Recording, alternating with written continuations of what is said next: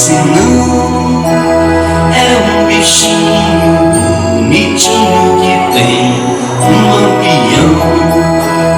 Quem não conhece o vagalume, quem não conhece não, é um bichinho bonitinho que tem um lampião. Que bonito é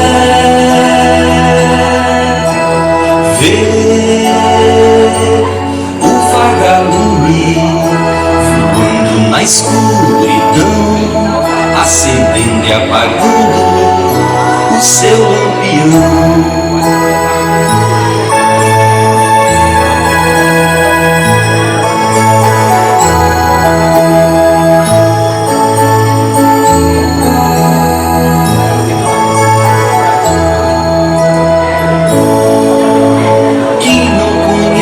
O vagalume, quem não conhece não, é um bichinho bonitinho que tem um lampião. Quem não conhece o vagalume, quem não conhece não, é um bichinho bonitinho que tem um lampião.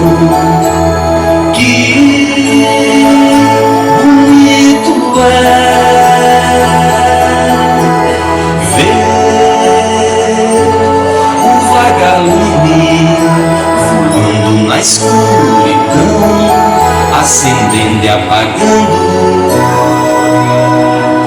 o seu lampião.